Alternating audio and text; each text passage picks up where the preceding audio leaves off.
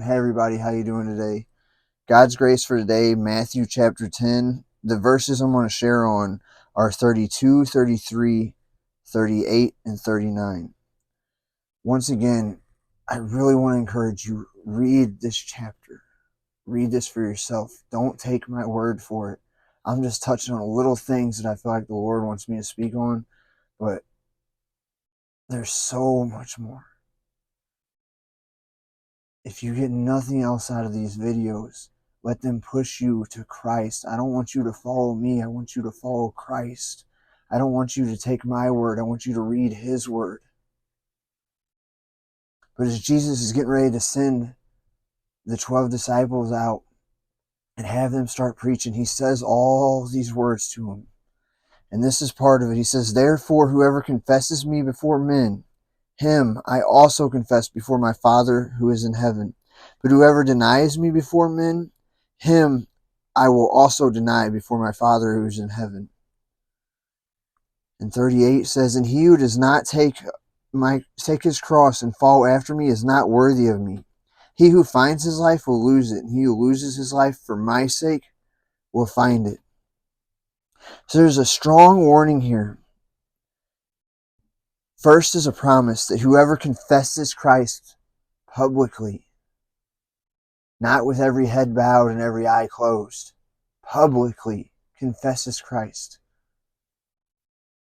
Christ will also confess us to him.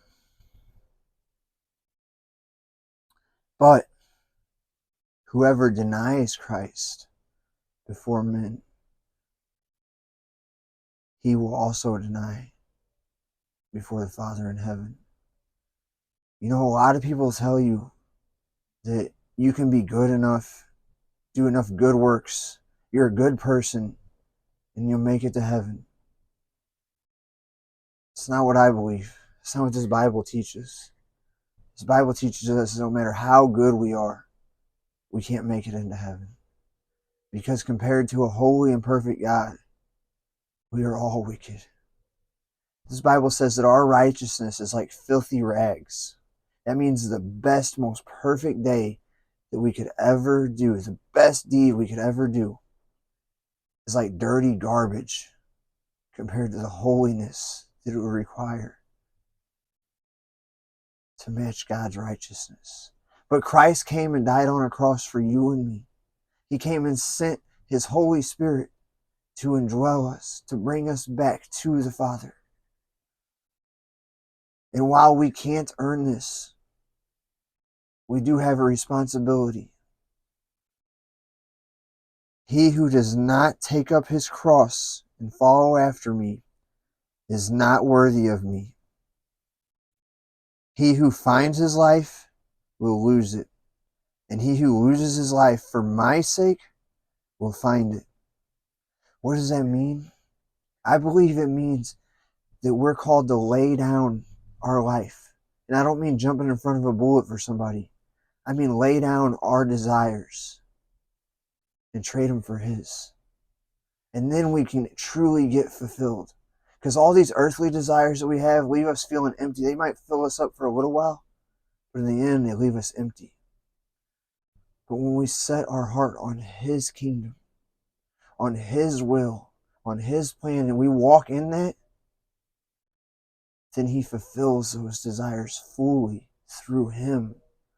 So that's what every empty desire that we have is meant to be filled with is Christ. It's not all sunshine and rainbows. When he said pick up a cross, he meant pick up a cross. Back then the Romans were crucifying people all over the place. He meant it's going to be painful. It's going to be hard sometimes. But he who loses his life for my sake will find it. It also says he who finds his life will lose it. What does that mean?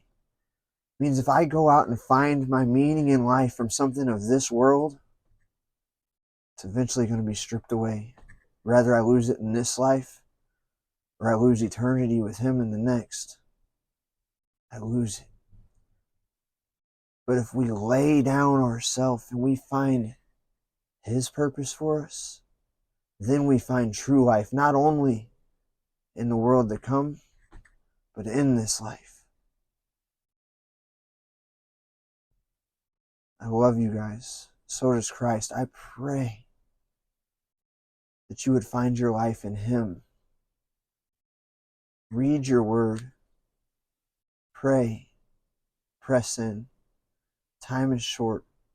Christ loves you, and so do I.